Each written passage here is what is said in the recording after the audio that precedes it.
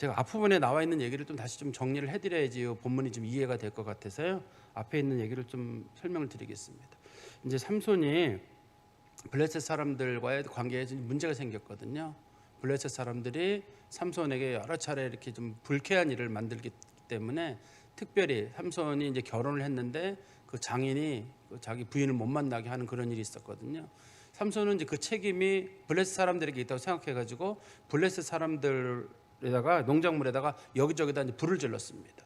그 불을 지르는 사건 때문에 주로 여우꼬리에 이제 불을 붙여가지고 농작물에 불을 지르는 사건이잖아요. 그 사건으로 인해 가지고 블레셋 사람들이 화가 나가지고 그럼 삼손을 죽이지는 못하고 삼손의 부인이랑 삼손의 장인의 가족들을 죽였어요. 불에 태워서.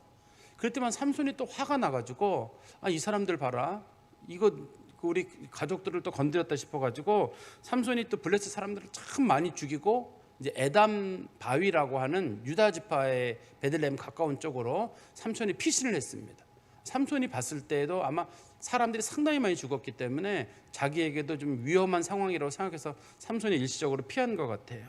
그때 삼손이 에담 바위에 숨어 있을 때 어떻게 사람들이 그걸 알고 블레셋 사람들이 그 1000명의 군인을 데리고 삼손을 잡으러 왔습니다. 그때 유다 지파 사람들이 그 블레셋 사람들하고 싸우러 나갔는데 3000명이나 나갔거든요. 3000명이나 나갔는데 그들에게 물어봤습니다. 왜 여기까지 왔느냐라고 하니까 우리는 당신들하고 싸우러 온 게 아니라 우리는 지금 삼손을 잡으러 온 거니 삼손만 잡아주면 우리는 돌아가겠다. 그러니까 그 사람들이 좋다 그러면 삼손에게 가가지고 얘기하기를 너를 잡으러 왔다니까 우리가 너를 잡아갈 텐데 그럼 잡혀가겠느냐? 당신들이 나한테 해를 끼치지 않는다 그러면 내가 잡혀갈 테다. 그러니 나한테 해를 끼치지 마라. 그랬더니 유다 지파에 있는 지도자들이 그렇게 하겠다. 근데 제가 지난 시간에 그런 말씀 드렸거든요. 이해가 안 되는 게 있어요. 블레셋 사람은 1000명이 쳐들어왔고 이 유다 지파 사람은 3000명이었거든요, 군인이. 근데 이 3000명이 1000명한테 꼼짝 못해요. 왜 그러냐면 한때는 영적으로 용감한 사람들이었었거든요. 근데 겁을 먹으니까 저 사람들이 너무 무서운 거예요. 누가 봐도 유다 지파 사람들이 이겨요. 유다 지파는 강인한 사람들이고 온니엘과 갈렙의 후손들이거든요. 이 산지를 내게 주소서라고 얘기했던 그 사람들이에요. 가장 강인한 사람들인데 이 사람들이 겁을 먹으니까 꼼짝을 못하는 거예요.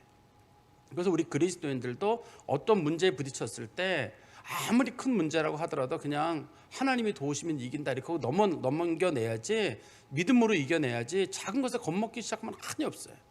작은 벌레 하나에 겁먹기 시작하면 벌레가 무섭고 작은 병 하나가 무섭고 사람이 무섭고 온통 무서워가지고 아무것도 할 수가 없어요. 그러니까 진정한 그리스도인이라고 불려진 사람들은 하나님께 다 맡기고 나를 도우시는 분이 어떤 것보다 더 강하다 하는 그런 믿음 가운데서 이기는 그런 마음이 있어야 된다고 지난 시간에 말씀을 드렸습니다. 그리고 이제 블레셋 사람들에게 삼손이 끌려 나가게 됐는데 그때 이제 삼손이 그 나귀 턱뼈를 가지고 블레셋 사람들을 1000명을 죽였거든요. 그래서 1000명을 죽인 다음에 그 장소의 이름을 라맛 레히라고 불렀습니다. 그 턱뼈의 산이란 곳이거든요. 그래서 거기서 1000명의 사람들을 다 죽였는데, 근데 삼손이 그러는 사이에 삼손이 힘이 지쳤어요. 자기 혼자서 1000명의 사람들을 죽이기 때문에 지쳐있는 그 상태여서 아무래도 자기가 여기서 이대로 무너지게 되면 블레셋 사람들이 또 다른 공격을 받을 수 있기 때문에 삼손이 하나님 앞에 너무 목이 마르니까 하나님, 목이 마르니 나를 살려달라. 내가 만약에 여기서 살아나지 못하게 되면 블레셋 사람들에게 내가 죽게 되면 하나님의 영광을 가리게 된다. 그러면서 삼손이 처음으로 우리 사사기에 삼손이 기도가 한 번도 안 나왔었거든요. 삼손이 목말라서 힘들어했을 때 하나님 앞에 처음으로 기도해요. 자기가 죽을 지경에 놓였을 때 딱 한 번 하나님 앞에 제대로 된 기도를 하거든요. 하나님께서는 살아계신 하나님이시고 그 다음에 자신은 하나님의 종이고 내가 하나님 영광 절대 가리지 않게 해달라. 삼손이 기도할 때 하나님께서 우묵한 곳에서 물이 솟구쳐 나와가지고 삼손이 그 물을 먹고 힘을 내서 다시 블레셋 사람들을 완전히 무찌르고 또 하나님 앞에 영광을 돌렸거든요. 우리도 마찬가지예요. 기도 안 하던 사람들도 문제에 부딪혔을 때 그때 기도하면 돼요. 그때라도. 삼손이 힘 세기 때문에 그동안 기도할 필요가 없었어요. 삼손에게 이길 사람은 아무도 없었으니까요. 그렇지만 삼손이 힘이 없고 목마르고 하는 그 순간에 그때는 하나님께 부르짖었잖아요. 근데 그때도 기도 안 하는 사람들이 있어요. 그때도 그냥 근심 걱정만 하고 어떻게 하면 좋을까 하는데 힘들 때는 기도하면 되는 거예요. 하나님 인정하고 나는 하나님의 백성이고 하나님 우리 아버지 되시고 나는 하나님의 자녀고 내가 이렇게 어려움을 겪게 되면 하나님 영광 가릴까 봐 나 하나 죽고 사라지는 문제가 아니라 하나님의 영광 가리지 않도록 하나님 도와달라, 그런 기도를 드릴 수 있다 그러면 우리 그리스도인들도 뭐 상당히 하나님 앞에 그런 어려운 지경이 도리어 영광을 돌리는 기회가 되지 않을까, 저는 그런 생각이 듭니다. 그리고 이제 지난 본문의 맨 마지막에 보면 삼손이 이스라엘의 사사가 되긴 됐는데 성경에 뭐라고 되어 있냐면 블레셋 사람의 때에 사사가 되었다 이렇게 돼 있어요. 그러니까 삼손이 온전히 사사가 못 된 거예요. 블레셋 사람들은 너무 강하기 때문에 향후 이스라엘 백성들은 블레셋 사람을 이기지 못해요. 블레셋 사람들을 못 이깁니다. 아무리 위대한 사람이 나와도 못 이기고, 제가 오늘 본문에서도 말씀드릴 텐데요, 다윗 때만 돼야지 이겨요. 블레셋 사람들을 못 이기거든요. 그래서 삼손이 사사가 됐지만 전체 이스라엘 백성의 사사라기보다는 그 베냐민 지파나 그 주변에 있는 그 지파, 자기가 속한 단 지파나 옆에 있는 베냐민 지파 그 지역 정도를 다스리는 사사는 되지만 전체 이스라엘 백성들의 사사는 되지 못했다라고 제가 지난 시간에 말씀을 드렸었는데요. 이제 삼손의 오늘 본문도 보면은 삼손이 또 다른 여자애, 지난번에는 딥나에 있는 블레셋 여자랑 관련이 됐었거든요. 오늘은 또 본문의 가사라고 불려지는, 요즘 우리가 전쟁이 한참 논의가 되고 있는 가자지구라고 있잖아요. 그것이 성경에서는 가사라고 부르거든요. 가끔 TV 보면 나오잖아요. 그 이스라엘의 제일 남쪽이고 거기를 지나가게 되면 이집트 땅이다. 옛날에도 그랬어요. 옛날에도 그 가사 지역을 지나면 이집트예요. 이집트 땅이었거든요. 지금도 마찬가지로 가자 지역을 지나면 이집트 땅이에요.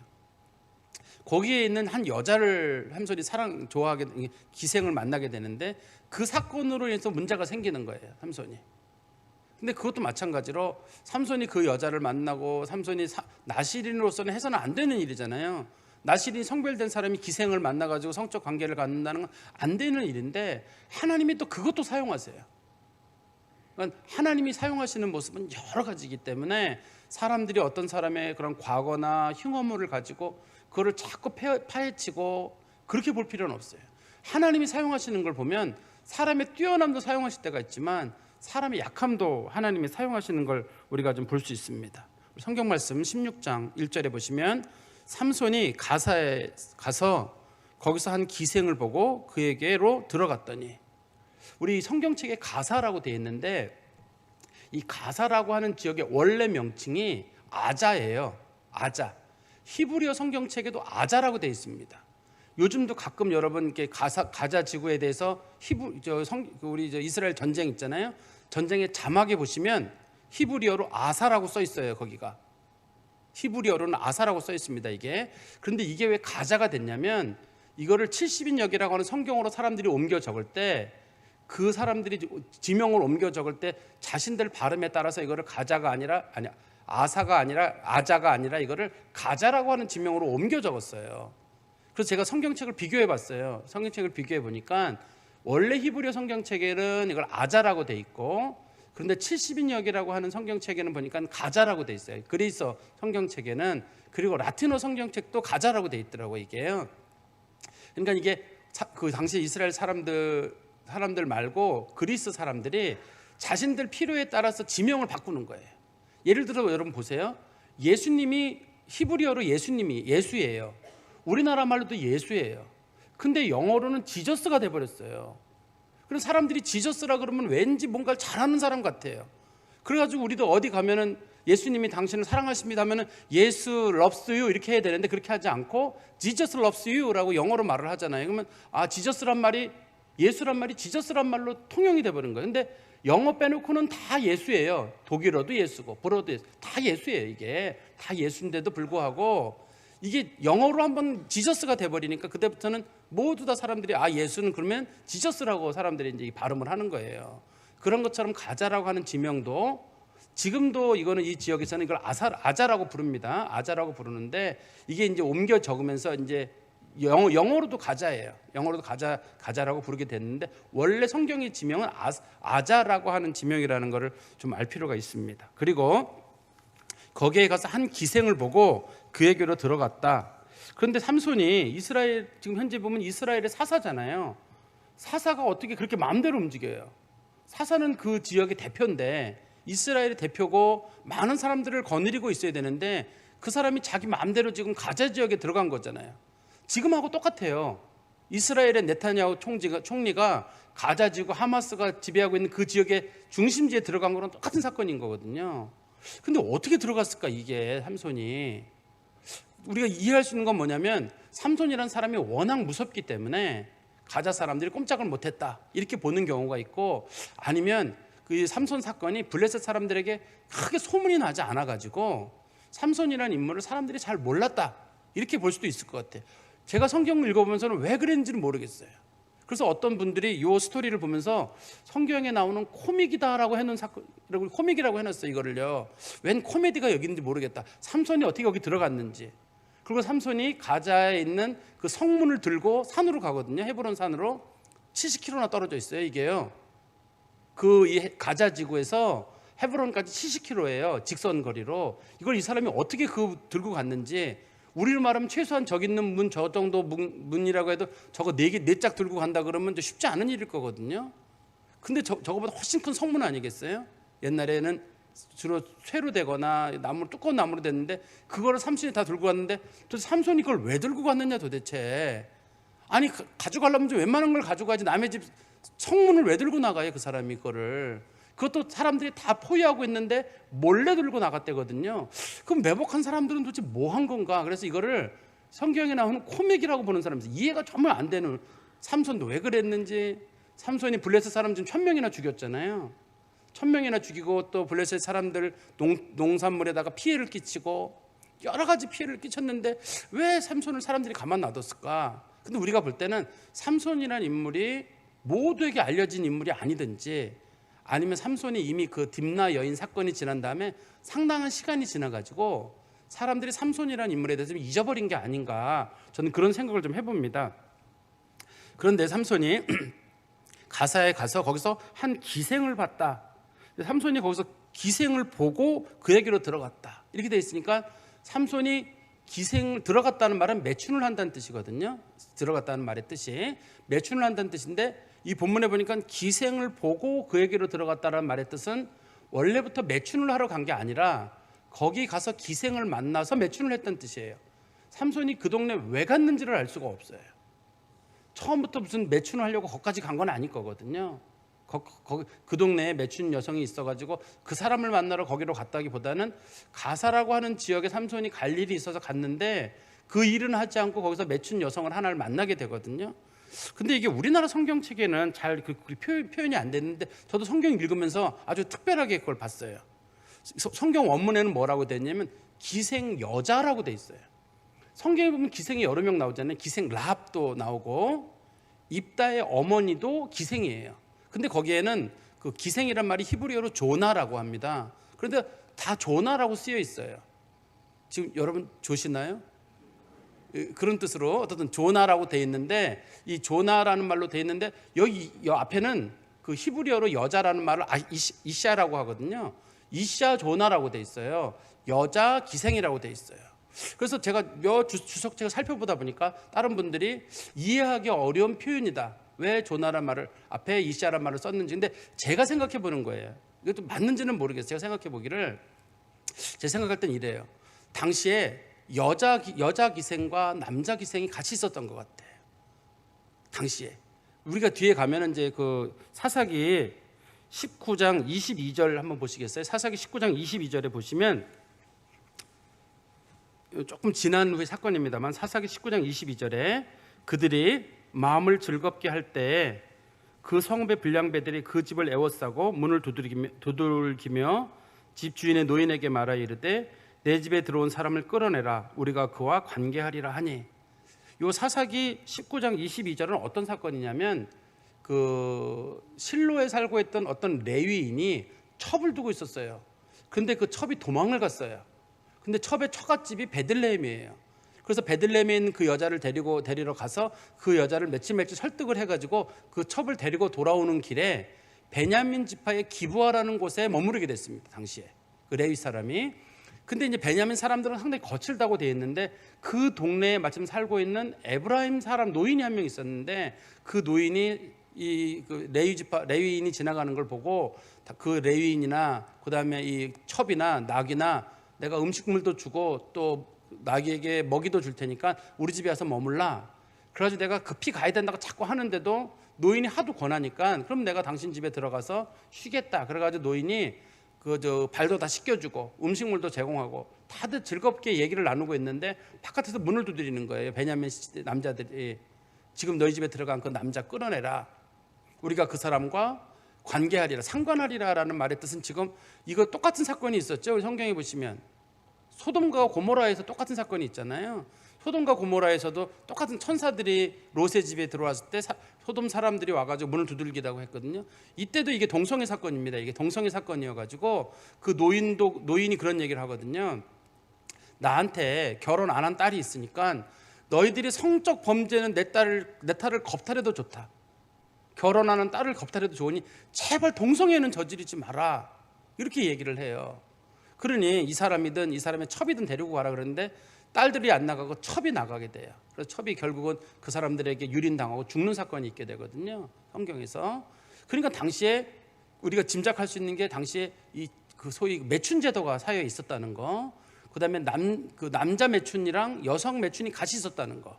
그래서 성경에서 일부러 이걸 표현할 때 여자 기생이다라고 말하는 이유는 이 사람이 동성애를 하는 매춘도 있었다는 얘기예요. 지금 블레셋 쪽에. 그렇기 때문에 동성애를 하는 매춘 쪽에는 들어가지 않고 여자 매춘하는 쪽에 갔다. 이걸 설명하려고 일부러 성경책 앞에다가 여자 기생이라고 우리 붙여놓은 것 같아요.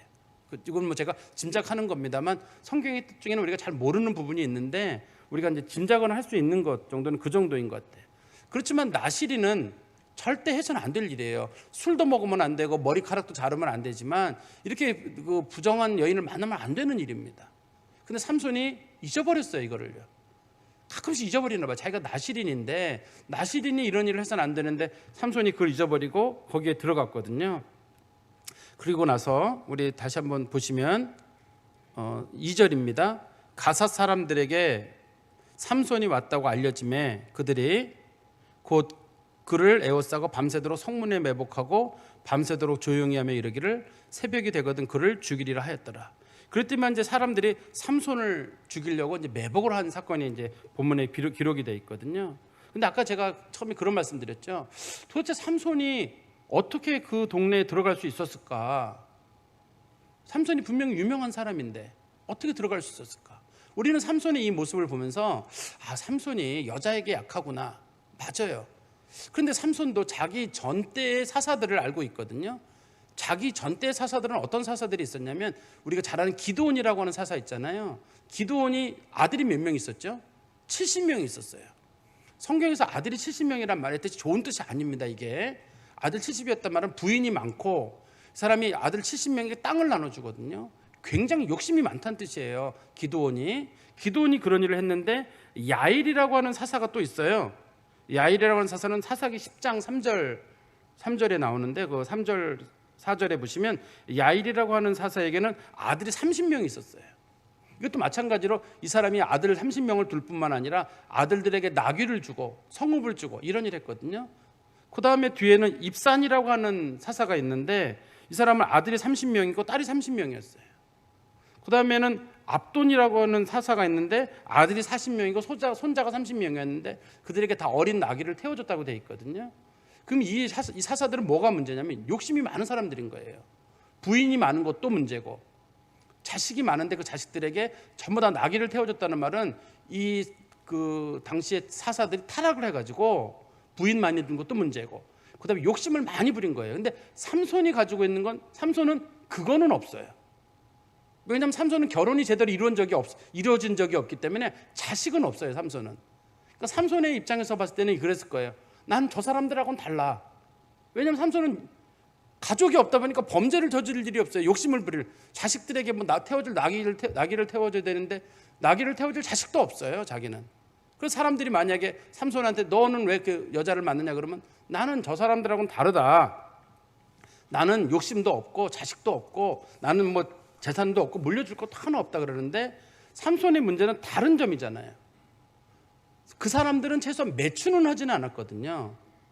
제가 지금 뭘 말씀드리려고 하는 거냐면 사람이 사람을 볼 때 자기의 장점을 보는 사람이 있고 타인의 단점을 보는 사람이 있어요. 삼손의 장점은 뭐냐면 삼손은 자식이 별로 없어요. 아예 없습니다.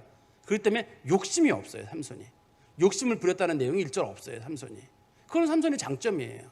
삼손의 단점은 매춘을 여자 문제에 약하잖아요. 또 뒤에 보면 삼손과 들릴라 문제가 또 나오잖아요. 여자 문제는 삼손이 약한 거예요. 그럼 삼손의 단점이 여자 문제인 거예요. 그러면 앞에 있던 4명의 사사들 입장에서는 우리는 삼손하고 다르다. 우리는 매춘 그쪽은 전혀 신경도 안 쓴다. 우리는 여자 문제는 우리 부인이 워낙 많기 때문에 나는 그쪽으로 지내고 자식이 많다 이렇게 볼 거란 말이에요. 그러니까 제가 뭘 말씀드리려고 하냐면 사람들 중에는 자기 장점을 보고 남의 단점을 보는 사람이 있어요. 거꾸로 자기 단점을 보고 남의 약점을 보는 사람들이 있어요. 그러니까 다른 사람들의 약점을 많이 보는 사람이 있어요. 그 사람은 왜 그러냐면 내가 장점이 많다고 생각하기 때문이에요. 내가 장점이 많다고 생각하는 사람은 다른 사람의 약점만 보이거든요. 근데 거꾸로 내가 단점이 많다고 생각하는 사람은 다른 사람의 장점이 보여요. 혹시라도 여러분들 속에 저 사람들은 저게 문제라고 할 때 그러면 내가 일단 표준이 쓴 거잖아요. 내가 표준인 거잖아요. 나는 절대 그런 짓을 안 하거든요. 나는 그런 짓을 하지 않는데 그런 일을 하는 사람을 보면 막 화가 나는 거예요. 그렇지만 그 사람이 볼 때는 이 사람은 자기랑 같은 그런 짓은 안 했는데 그 사람은 다른 짓을 하는 경우가 있어요. 사람은 완벽한 사람이 없어요. 완벽한 장점만 가지고 있는 사람도 없고 완벽한 단점만 가지고 있는 사람도 없습니다. 다 장점도 있고 다 단점이 있어요. 그래서 삼손을 보고 삼손은 저 사사의 기본이 안 됐다. 저 사람은 여자 사건이 되게 복잡하다. 맞아요. 사사로서는 자격이 없을 정도로 그런 사람이지만 그러나 그 사람을 또 다른 차원에서 보면 욕심은 없어요. 이게 욕심을 부릴 만한 내용이 없기 때문에 욕심은 없단 말이에요. 그런 것처럼 우리가 그리스도인들이 세상을 바라보는 관점을 볼 때 이렇게 누구를 장점이냐 단점이냐 차원에서 보지 말고 또 나를 기준으로 보지 말고 혹시라도 내가 단점이 있는가를 생각해서 볼 수 있나 그러면 그 사람이 제일 위대한 사람이에요. 내가 단점이 있다는 걸 내 단점이 뭔지를 아는 사람이 있거든요. 그 단점을 보고 고칠 수 있는 사람이 있으면 제일 위대한 사람이에요. 그 다음에 덜 위대한 사람은 나를 기준으로 세상을 바꾸려고 하는 사람이에요. 세상을 바꾸려고 하는 사람, 자기를 바꾸려고 하는 사람이 제일 위대한 사람인데 세상을 바꾸고 싶은 사람이 있어요. 나를 제외한 세상은 다 타락했거든요. 이게 타락하고 저게 타락하고 저게 타락하고. 그런데 다른 사람들이 볼 때는 그 사람의 부족한 점이 더 많아 보일 수도 있거든요. 그러니까 제일 먼저 고쳐야 될 건 자기 자신이에요. 자기 자신이 고쳐지게 되면 다른 사람들의 단점보다는 그 사람이 가지고 있는 그 나름대로 장점이 있어요. 어떤 사람은 참 말이 거칠지만 그 사람 마음이 부드러운 사람이 있거든요. 그 사람을 말 거칠다는 것만 놓고 보면은 정말 흠이 많은 사람이지만 속마음 쓰는 거 보면 굉장히 부드러운 사람이 있어요. 또 어떤 사람은 참 욕심을 많이 부리는데 그걸 또 잘 나누는 사람이 있거든요. 사람이라고 하는 건. 또 어떤 사람은 참 과거가 안 좋은 사람이 있어요. 그렇지만 지금은 열심히 살아가려고 하는 사람이 있단 말이에요. 그러니까 사람을 어떤 한 가지 기준으로 딱 정해가지고 저 사람은 저게 장점이고 저거 단점이다 그렇게 보면 사사기가 안 보여요. 다 단점. 사사기에 나오는 사람들은 다 단점투성이에요. 장점을 가진 온전히 장점을 가진 사람은 성경에 예수 그리스도 외에는 아무도 없어요. 다윗이 유명하다고 하지만 다윗도 여러분 잘 아시는 대로 밧세바 사건도 있고 욕심 부려서 다윗도 욕심 사건이 있고 자식들 잘못 키워가 자식들 간에서 내분도 있고 자식들끼리 죽이는 사건도 있고 다 있잖아요.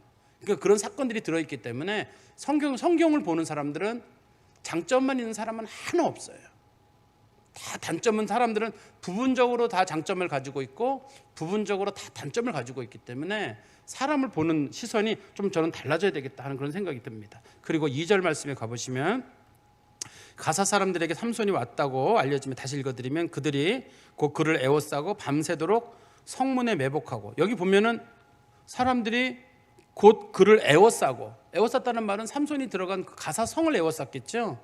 그리고 밤새도록 성문에 매복하고 혹시라도 성문으로 나갈까 싶어가지고 성문을 매복하고 그리고 밤새도록 조용히 하며 자신들이 매복했다는 사실을 아무도 모르도록 숨도 안 쉬고 조용히 있었다는 얘기잖아요. 그리고 이르되 새벽이 되거든 그를 죽이리라 하였더라. 새벽이라는 말이 원문에는 뭐라고 되냐면 새벽 빛이 떠오를 때 빛이란 말이 히브리어로 오르라고 하거든요. 새벽에 빛이 떠오를 때니까 우리로 말하면 이제 새벽에 날이 밝을 때를 얘기하는 거예요. 그때 이 사람이 어쨌든 매춘을 하고 나서 거기서 푹 자고 새벽에 나갈 때쯤 되면 우리가 그 사람을 잡아야 되겠다, 그런 마음이 들었던 거예요. 그러니까 삼손은 여기서 나갈 방법이 없어요, 정확하게는. 왜냐하면 이미 사람들이 성을 포위했고 성문에 매복하고 있고 그 사람들이 매복했다는 사실을 삼손이 몰라요. 그런데 기막힌 사건이 하나 생기게 되는데 3절에 보시면 삼손이 밤중에 누워있다가 그 밤중에 일어나서 성문짝과 두 문설주와 문빗장을 빼어가지고 그것을 모두 어깨에 메고 헤브론 앞산 꼭대기로 가니라. 근데 삼손이 나갔대요. 근데 그냥 나간 게 아니라 성문 2개를 다 빼고 성문 기둥도 빼고 또 성문 잠그는 문빗장 있잖아요, 그것까지 빼가지고, 그러니까 흔히 우리말로 하면 성문을 통째로 가지고 나갔대요. 그러면 그 사람들은 도대체 뭐 한 건가요? 삼손이 그거 할 동안에 숨죽이고 있었나요? 아니면 왜 그랬을까요, 이 사람들이? 아니면 삼손이 너무 힘이 세가지고 매복을 하고 있잖아요. 수많은 사람들이 매복을 하고 있는데 이 사람들이 잤든지, 짐작할 수 있는 건 잠이 들었든지, 아니면은 삼손이 이 사람들이 매복하기 바로 직전에, 그 사람들이 밤에 매복하러 오기 바로 직전에 삼손이 먼저 움직였든지, 그런 방법이 하나 있을 거거든요. 근데 이 내용에 보면은 사람들이 이미 성문에 매복할 때 문이 없어졌으면 알고 있었을 거거든요. 그죠? 삼손이 사람들이 매복하기 전에 있었다 그러면은 이미 가보니까 문이 없어지면 제법 짐작을 할 텐데 문이 있단 말이에요. 그럼 왜 이런 일이 생겼을까? 그건 아마 하나님께서 어떤 특별한 어떤 능력을 가지고 삼손이 나가는 걸 이 사람들이 못 보게 하시려는 하나님의 뜻이 거기 들어있던 것 같아요. 하나님 못 보게 하시고 못 듣게 하신 거죠. 그러니까 그 사람들이 삼손이 큰 문을 빼가지고 왔다는 얘기는 엄청난 소리가 났을 거거든요. 삼손이 조용히 문 빼가지고 성문 뜯어가지고 그리고 가진 않았을 거예요. 그리고 삼손이 걸어가는 길에 삼손이 수레라든지 아니면 차를 이용했더니 그런 게 아니라 삼손이 들고 갔기 때문에 소리도 났을 거거든요. 근데 사람들이 일절 조용하게 지금 반응을 보이고 있는데 이거는 이해하기 어려운 일이에요. 이건 아마 하나님께서 이걸 통해서 뭔가 보여주려고 그들을 모두 잠들게 하신 게 아닌가 하는, 우리가 그런 생각을 해봅니다. 그리고 그 사람이 그 문 2개를 어깨에 메고 헤브론 앞산 꼭대기로 가니라. 그러면 삼손이 이걸 메고 가사라고 하는 지역에서 헤브론까지 가는데, 헤브론은 어느 곳이냐면 우리가 잘 아는 다윗 왕이 처음으로 왕이 됐던 곳이에요. 여기가 성문을 빼서 옮긴다는 말은 왕권을 옮겨간다는 뜻이에요. 이게요. 블레셋의 왕권이 이게 삼손에게서 한번 시작되고 옮겨가는 과정이, 그리고 그 마무리는 다윗이 머무는 헤브론에서 완성된다는 뜻이거든요. 우리 한번 13장 5절에 보세요. 13장 5절에 보시면 그 삼손의 역할이 거기 써 있습니다. 13장 5절에 보시면 보라, 내가 임신하여 아들을 낳으리니, 삼손의 어머니에게 하는 말입니다.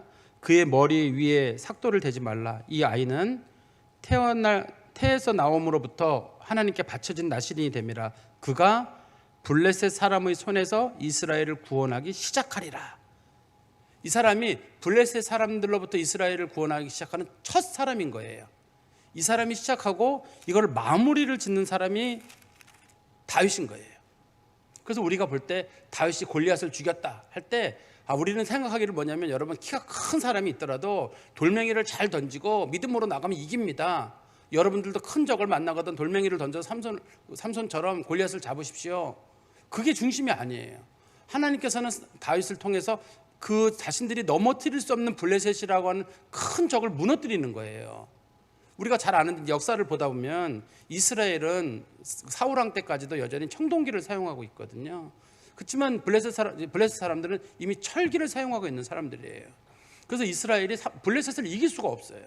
우리가 사무엘하를 보면, 여러분들이 한번 성경책을 쭉 보시면 블레셋이란 말이 너무나 많이 나와요. 블레셋이 쳐들어오면 무찌르고, 또 블레셋에게 당하고, 블레셋이 또 공격하면 블레셋이 공격이란 말이 엄청나게 많이 나옵니다. 다윗이 무찌르는 마지막 장면까지는 계속적으로 블레셋이 공격이 있어요. 다윗이 블레셋 주변에 있는 나라들을 다 평정하고 그리고 나서 성전 세우는 그 과정까지는, 그때 제외하고는 블레셋의 침공을 막아내지를 못해요. 그 다윗이 노년이 될 때까지도 블레셋의 침공은 계속 있습니다. 다윗이 그걸 마무리를 짓거든요. 맨 마지막에요. 그러니까 다윗이 될 때까지는 블레셋의 침공을 막아내지 못해요. 이 본문에서 설명하려고 하는 것이 그런 내용이에요. 지금 헤브론에 있는 한 산이라고, 높은 헤브론에는 앞산이잖아요. 헤브론의 높이가 제가 아까 저 말씀 보면서 확인해 보니까 헤브론이 927m에 있어요. 이게 평지에 있는 동네가 아니라 이스라엘에서 가장 고지에 있는 동네예요. 그래서 우리가 잘 아는 갈렙이 여호수아에게 얘기하기를 이 산지를 내게 주소서라고 했잖아요. 이 산지가 헤브론이에요. 그게 왜 산지라고 불렀냐면 그게 927m의 산에 있는 거거든요. 거기 제일 높은 봉우리예요. 그 제일 높은 봉우리에다 그걸 왜 들고 올라갔느냐? 성경에서 제일 높은 봉우리에 올라가는 것은 마치 모세가 하나님 만나러 시내 산에 올라가는 것처럼 하나님 앞에 이거를 그 블레셋 사람들을 바치겠다는 다윗의 의도가 들어있는 거예요. 다윗이 정말 힘이 굉장히 센 사람이죠. 그 무거운 걸 들고 어떻게 갔느냐?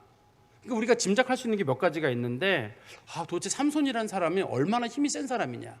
그동안 우리가 봤던 삼손은 어떤 사람이냐면, 이거 아스글론 사람들 30명 죽인 사건, 그 다음에 여호의 꼬리에 불 붙여가지고 블레셋 사람들 괴롭힌 사건, 턱뼈나 그런 거로 블레셋 사람들 죽인 사건, 1000명 죽인 사건인데, 사실은 삼손은 힘이 어마어마한 사람이에요. 어마어마한 사람입니다. 그 무거운 걸 들고 70km를 가가지고 그 높은 산에 올라가서 그걸 하나님 앞에 들여놨다는 얘기는 힘이 엄청난 사람인 거예요. 그렇게 얕잡아 본 사람이 아닙니다. 삼손은 엄청난 일을 할 수 있는 사람이에요. 엄밀하게는. 그렇지만 그가 나실인의 규례를 어김으로 인해 가지고 삼손은 힘이 거기서 끝나요. 그렇지만 삼손보다 힘이 훨씬 적은 다윗이 결국 블레셋을 이겨요. 삼손은 그 힘이 센 사람이지만 블레셋을 결국 못 이기고 하나님을 의지하는 다윗이 이긴다니까요. 블레셋을 이기는 건. 다시 보세요. 삼손이 이 성문하고 기둥하고 문 잠근 빗장을 들고 갔다는 얘기는 힘이 엄청나다는 걸 보여주는 거예요. 근데 그 사람이 블레셋을 못 이겨요. 그만큼 블레셋이 강하다는 얘기입니다. 못 이겨요. 그렇지만 다윗은 이겨요. 그럼 다윗이 힘이 세냐? 그렇지 않아요. 다윗이 군사같이 용사같이 생겼느냐? 성경에 보면 다윗의 얼굴이 붉은 것이 꼭 여자같이 생겼다고 되어 있거든요. 근데 그런 사람이 하나님에 대한 믿음이 좋은 사람이에요. 하나님이 함께 하시니까 그 사람이 블레셋을 이겨요. 그러니까 어떤 문제에서 이기고 지고의 문제는 힘의 문제가 아닌 것 같아요. 얼만큼 하나님을 의지하느냐, 얼만큼 하나님이 그 사람을 도와주느냐, 저는 그게 더 큰 문제가 아니냐. 문제의 관건은 우리가 초점을 둬야 될 부분은 그 부분인 것 같아요. 어떤 부분에 있어서 내가 뭘 잘한다 이게 아니라 하나님이 얼만큼 도와주느냐. 그러니까 다윗이 돌멩이를 달겨진 게 아니라 하나님의 은혜가 있었던 거예요. 그 돌멩이가 날아가서 골리앗의 머리에 맞는 거예요. 만약에 다윗이 돌멩이 5개 준비했거든요. 원래 돌멩이 5개 준비했는데 다윗도 생각하기를 내가 하나에 못 맞추면 아마 5번 던져서 맞추겠다는 생각도 있었을 거예요. 그래서 성경이 5개를 준비했다는 걸 보면 다윗이 한 번에 맞췄는지 2번째 맞췄는지 3번째, 4번째, 5번째 어느 돌에 맞았는지 몰라요.